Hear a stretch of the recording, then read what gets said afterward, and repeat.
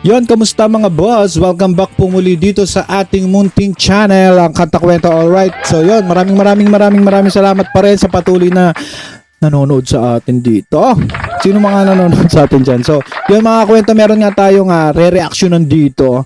At gusto ko lang muna bago natin to simulan at magtatanong lang ako, sino ba rito, ilang percent ba para sa inyo na itong ating idol na si Sir Jerome Ebardome, ilang porsyento para sa inyo nakaboses na talaga pag kumakanta na si Sir Jerome na Elvis Presley? No, ilan percent ba? 80, 90, 50, 40?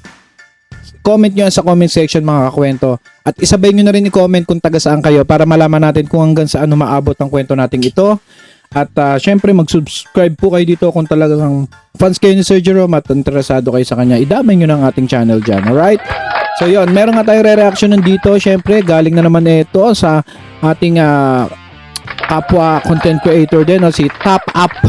Top Up. Ang title nito is Jerome Just Went Full Elvis. Jerome Ebardome's Kiss Me Quick Review and Vocal Comparison. So, yun nga, kaya nabanggit ko kung ilang percent nga para sa inyo nakaboses at ka-accurate nga talaga ni Sir Jerome si Elvis Presley dahil dito i-review natin ang kanyang pag-review na ni-review pa sa Kiss Me Quick version ni Sir Jerome Ebardome doon sa original. So, huwag na nga natin patagalin itong mga kwento. Magkakaroon tayo ng post and play. Syempre, magbibigay komento tayo dito. At syempre, subscribe nyo si Top Up. Alright? Subscribe Top Up. So, let's go. Punta na nga tayo dito. At gusto ko muna i-shout out si Ma'am Cristina Ignacio, Mama May Sulit Jocado, Mama Buena Dolls, Ma'am Nanay Bering Marceliana, and then Det Ignacio. At syempre, kay Ma'am Lilibet Darna ng Cavite chapter. Oh, mabuhay na mabuhay yan si Ma'am Lilibet, no? Let's go!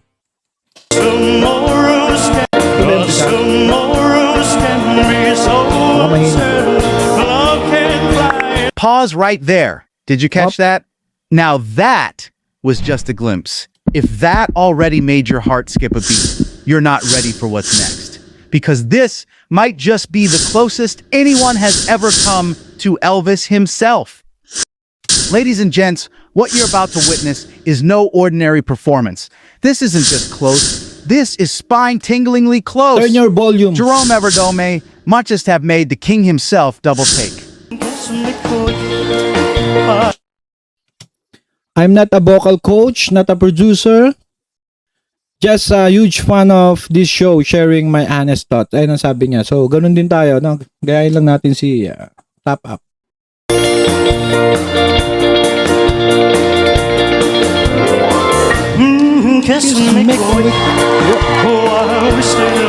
Crowd reaction. Insane. That's Jerome's effect. Hold me close and let me go. Dito ata ano talaga yung vocal, ipi-play yung kay yung boses din ni Elvis. Tingnan natin. Freeze it. Time for a little Presley cross-examination.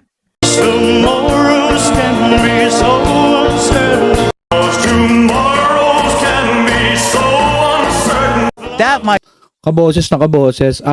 Ma-reverb lang yon yung kanina, yung kay Elvis na vocals doon na video, no?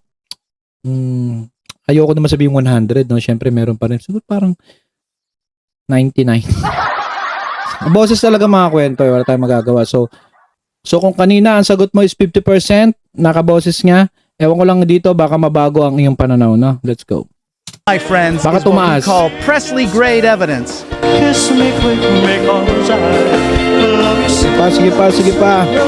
Oh, let the band keep playing. That's an Elvis trademark right there. Yan. Oh, how we are Galing ni Top Up. swaying. Oh, how we are swaying. That right there, enough evidence to win the whole contest. Don't ever stop. Kiss me quick. I just can't stand this. Talagang na-master niya, no? Jerome Ebardome yung... So, ang wish lang natin, sana wag niyang iwan to. Kung saan siya nakilala at yung pagka-master niya rito kay Elvis, no? At mamaya nga pala, Friday ngayon, no? 10:30 kita-kita sa Billionaire News Channel kaya Yam Suan, kay Kong Yam Suan. May interview siya dyan at syempre performance, no? Abangan natin yan. Mamayang gabi, 10:30 PM. It's waiting. 'Cause your lips are lips I long to love. For that kiss will open heaven's door. That's a golden buzzer moment, folks. So kiss me quick, make Grabe, no? Golden buzzer na naman. Nabanggit na naman yan. Para na naman tayo nasa BGT nito or PGT or AGT. So talagang may laban to si Sir Jerome, no? May shock, shock at may charisma talaga pagdating sa mga judge. Elvis kasi talaga, iba no? Iba talaga ang tama sa tama. love you so. Hear that? We just hit Graceland. Me quick, because And just like that, Jerome is wrapping it up like a true showman. kiss me quick, because And that, my folks, is how you close the deal. Smooth, slick, unforgettable. That final note, straight out of the Presley playbook. Jerome Ebardome. Maraming salamat. Elvis, thank you. There you have it, fam. Jerome didn't just sing Kiss Me Quick. He bottled up the May mga nag-comment sa kanya rito. Jerome, kaboses mo talaga si Elvis Presley. Ang galing. You are so amazing, Jerome. We love you, Jerome. Watching from Las Vegas, USA. Ganda ng gising ko. The dark horse is rising, ready to shake the world. All right. King's voice, sprinkled in that Elvis charisma. Elvis, eto pa, Elvis fan here from Samoa, New Zealand. Love Jerome. He will be recognized by the Elvis fans and the world. Good luck, son. Be true yourself and Elvis will take care of you for wherever he is watching from. Wow. Kaboys talaga. Ayan, ang dami. And served it hot. That's not imitation. That's revival. OMG, kaloka, gumagaling si Jerome, nakakabilib talaga. Pati ang narration and Are You Lonesome Tonight? Elvis na Elvis talaga, grabe. More feelings pa. Ibuhos mo na lahat on Saturday. Yan. Ginaganahan ang idol ng bayan na natin. Right. Ayun ang mga feedback. If that doesn't make you double take and wonder if Presley's back on stage, I don't know what will. Now the Okay, question, basahin pa natin. Sabi dito, lalo nang bet ko si Jerome Ebardome Elvis clone. Ito at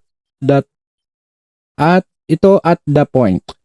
Uy, kinilig ako ng todo kanina habang nanonood sa kanya.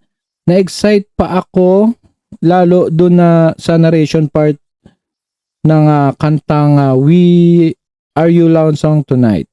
Tapos nung kinanta niya yung Kiss Me Quick, hi. Aww. Palapakan natin yan. Si Ma'am Maylene. Yeah.